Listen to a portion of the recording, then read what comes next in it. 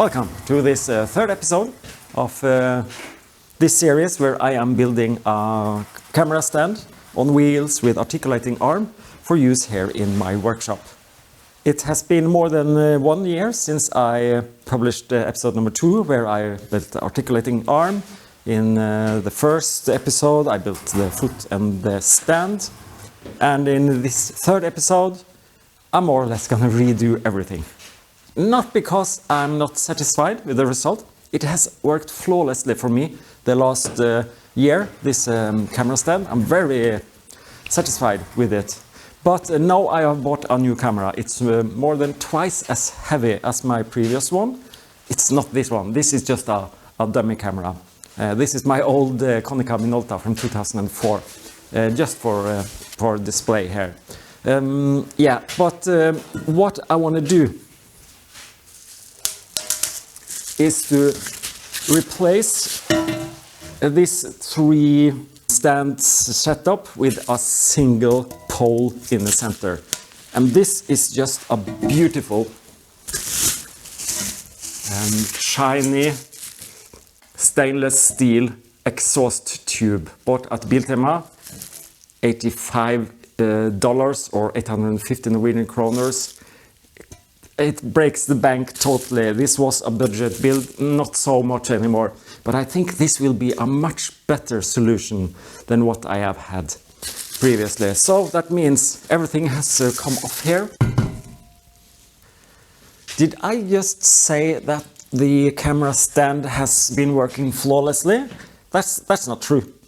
It has been decent, it has been good, it has been very helpful. The reason I'm rebuilding it is of course because I want to improve it. For instance, sorry about that. What I have done, I've tightened these bolts very firmly. That makes it squeak a lot here. Squeeze, makes a noise. What I should have done a long time ago, added these springs. Bought at Biltema as well. Had to buy 2 kits because it's 20 springs here, all are different. I need 2 and 2 springs here to hold up this. Then I can loosen these bolts. What I've been most or least satisfied with is, sorry again. In addition to this noise, when I'm collapsing the arm, I don't have very much movement because it's crashing here. And also, it's very loose. I also mentioned that in my previous video. I need to figure out some way to put tension on here, to put some resistance to the movement, so I can lock it or just make sure I can just accidentally touch it and it moves. All of this is going to be solved now, I hope. Luckily, everything here is bolted, so I can take everything apart very easily.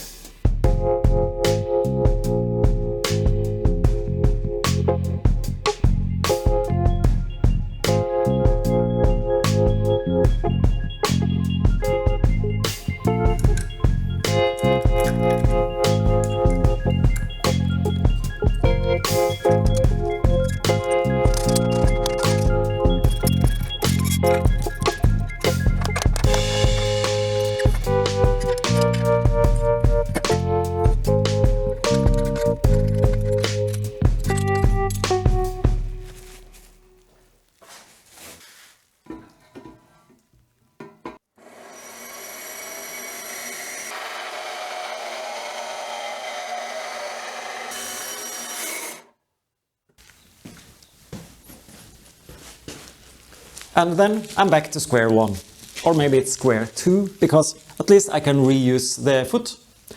I also shopped the length of the pole, the exhaust pipe, so I got a similar size as I had previously. Also shopped off a small piece of the pipe, so I can weld it on here. Because since this is an exhaust pipe, it has a flange on the end, so I can use a clamp here and just make it possible to take it apart if I want to. Maybe in 1 year's time I figure out this is not the optimal solution either, so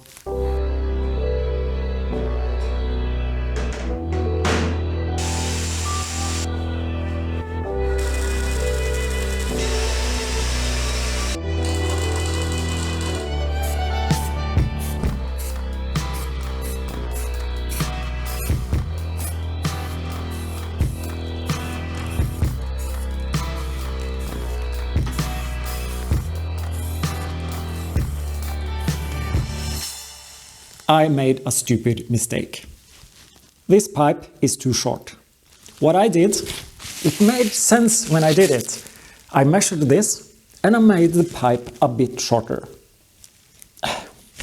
I should have made it a bit longer because I want the top of this pipe to go up against the top of the flange.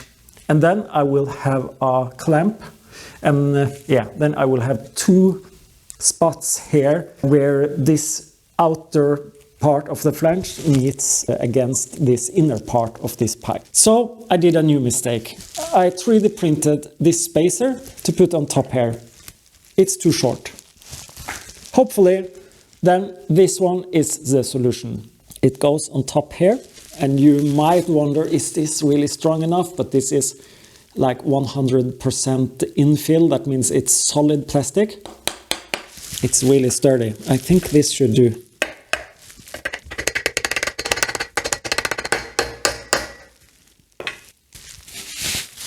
Let me put on the clamp. I had to make it myself.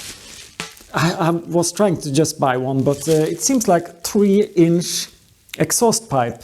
It isn't that common these days with electric cars and stuff. So then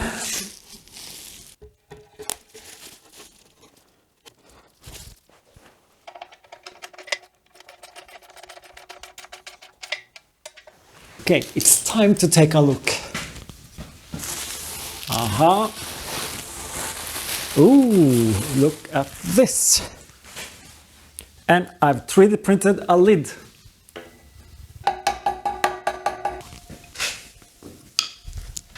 Doesn't it look nice?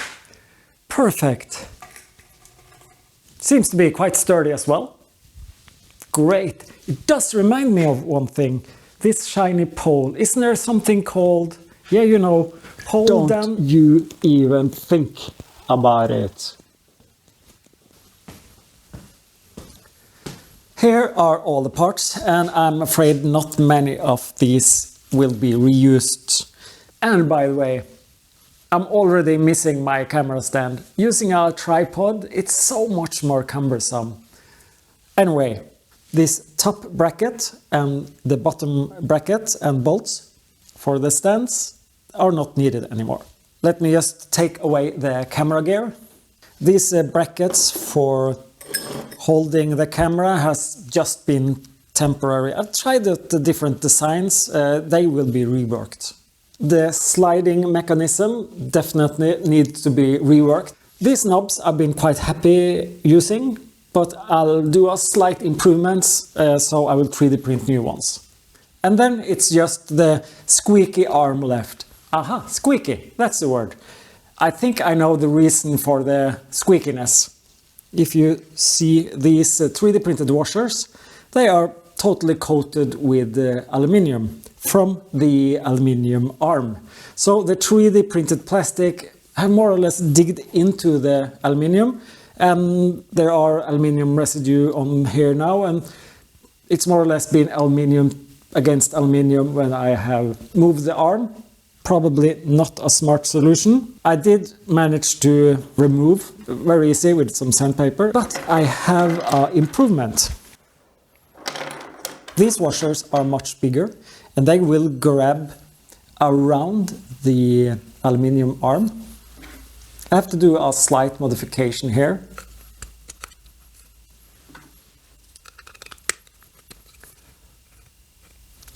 And the friction will then be between the plastic and the steel bracket. Steel is a much harder metal, so I think the problem is solved. And then comes the final challenge, and that is the precision on the arms. When I have drilled the holes, I have not been good enough. The distance from the holes in each end should be exactly the same, but they are not. When I measure these, there are some few millimeters in variations. This is the centerpiece bracket, and when I line them up, done some miscalculation, or my bench drill has just not been precise enough. When I'm moving the arm, the camera will tilt up or down because of this. I have figured out a method to make sure that these holes are 110%. Also, I have an idea how to make these holes aligned 100%. 110. So I'm using these M6 sleeve nuts, and they are 9mm on the outer diameter. Here I have some 9mm drill bits, so I'll just insert these in the hole. That's one end. The other end I can then redo because these are misaligned. Then I will be cutting down to the correct length. I still have the drill bit in here.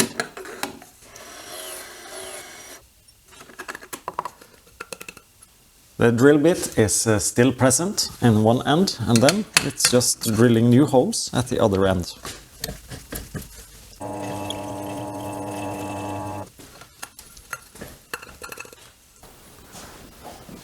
I'm just reusing these 3D printed end caps.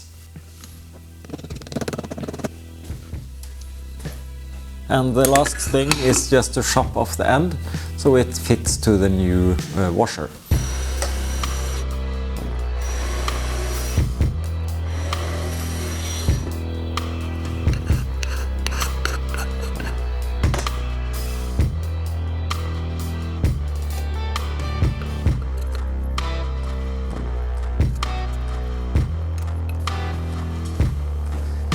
The arms are remade. The next is then to make new brackets. And this time I know exactly how to do it. These 4 steel plates are oversized, 2mm sheet metal. I will start by drilling the holes, then cut them down to size. And to make sure that the holes are 120% aligned, I'll do like this.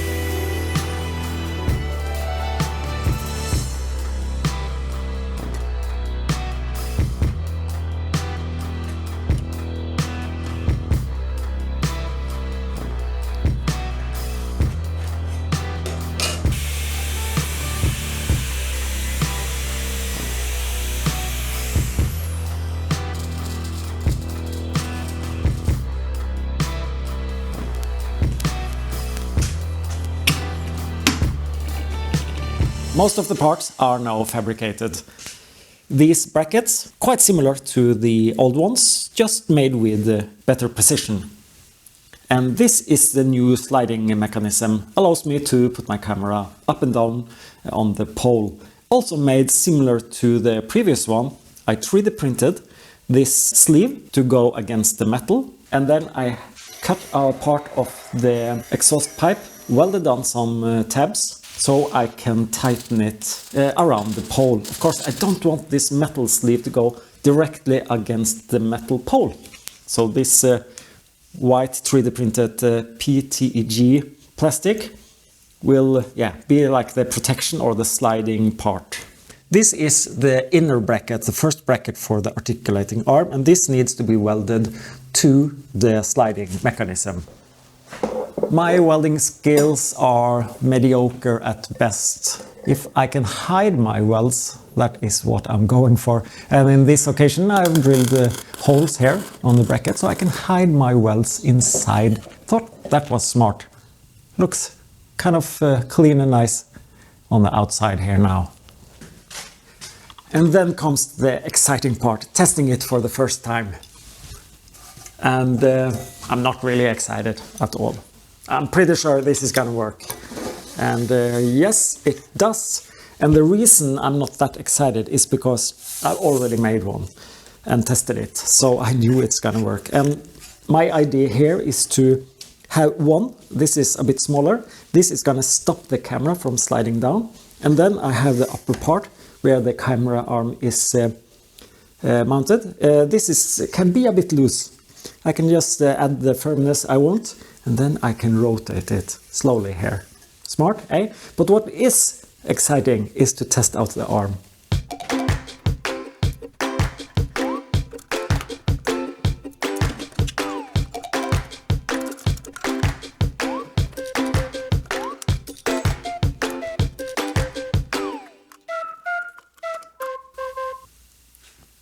Ah, this is so much better.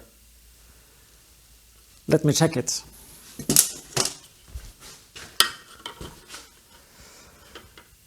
My garage floor is not in level because it's tilting downwards out through the garage door.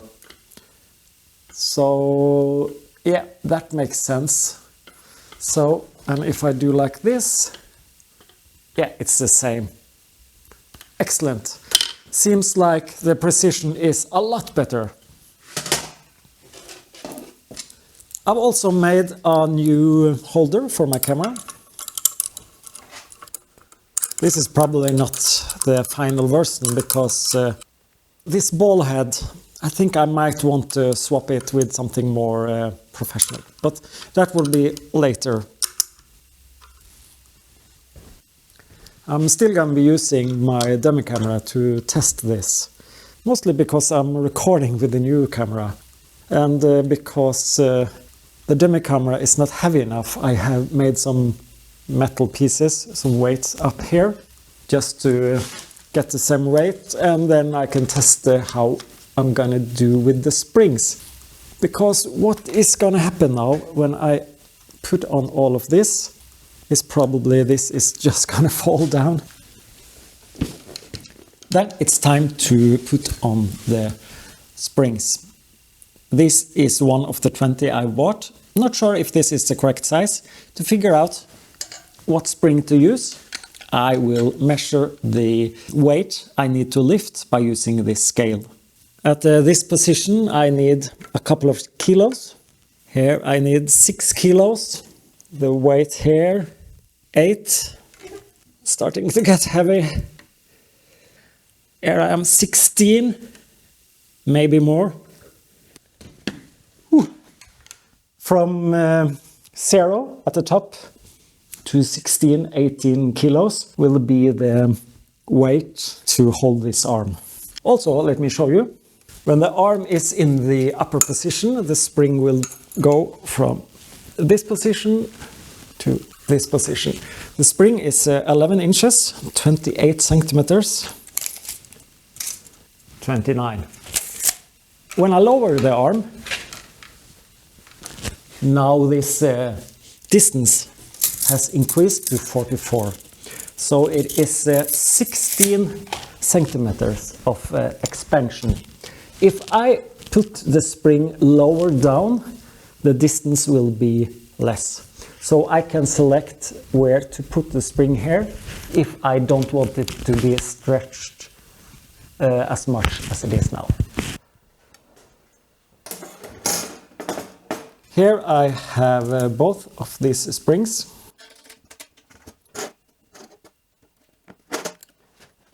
And now I can measure. I am going to pull 16 centimeters and I can measure how many kilos tension that gives.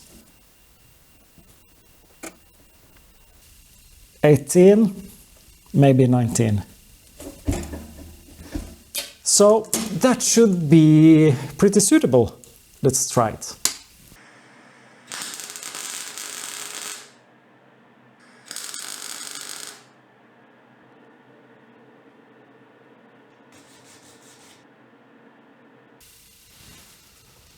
I'm not sure if this is going to be the permanent solution, but that was what I was able to make now. Often a temporary solution ends up being the permanent one if it works, so let's see about that. I will probably use Loctite on the final assembly, and I also probably use some silicone grease to make this not start making noise again.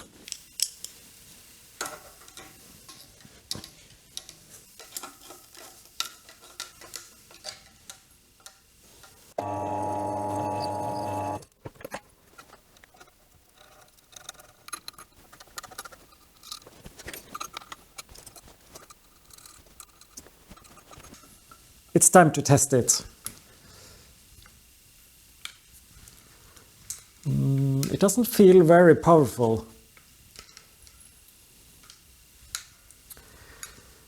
Not sure if these springs are powerful enough. I have bigger ones, but let's put on the camera. You know, sometimes theory and real life, it's not the perfect match. Yeah.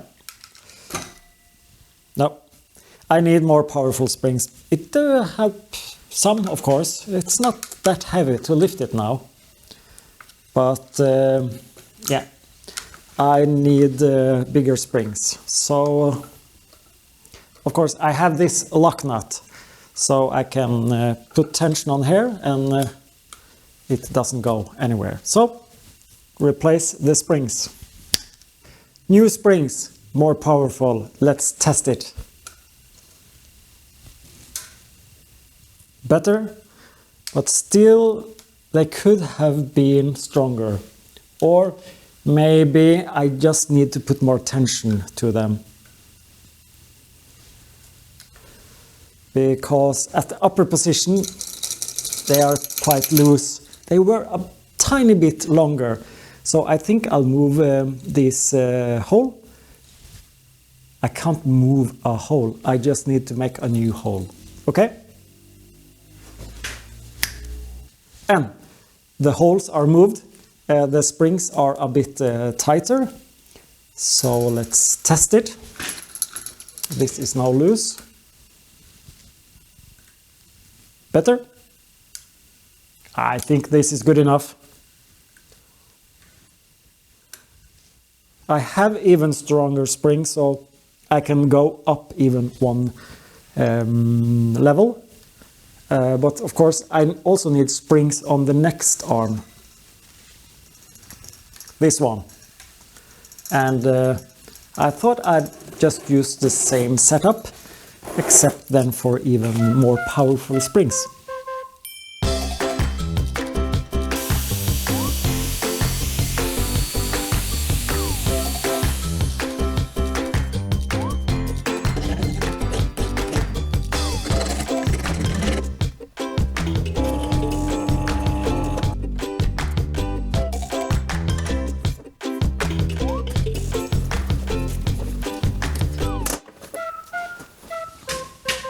Here are the springs I will be using for the inner arm, a bit more powerful than this one.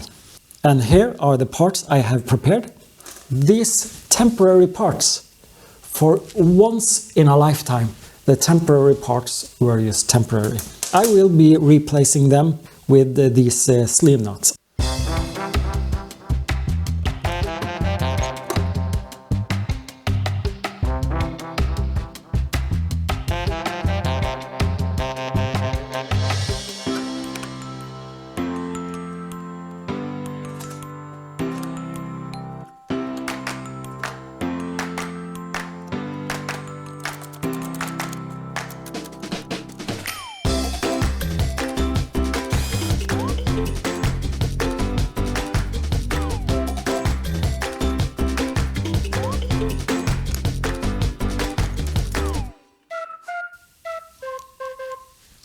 Version 2 of my camera stand is made. What do you think? I think it both looks better and it works better. Like this.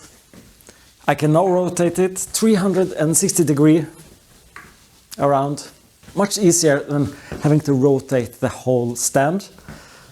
So that is much better. Also, by tightening this knob, I have no more controlled movement to this arm. Makes it easier to put it into position and make it stand there. Also, because of these springs, it's now easier to put the camera into whatever position I would like to. And I don't need to tighten this knob and these bolts too much. I do have a couple of issues as well, like this is way too loose, so I need to create a better adapter here at the end. I will also, as I mentioned, replace the ball head. This whole setup will change when I put on my new camera here. So that is one improvement I would like to do. And maybe after some testing, I figure out something else can be improved as well. So that will be on episode 4.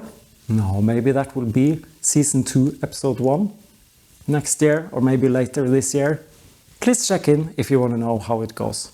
Thank you so much for watching. Hope to see you again.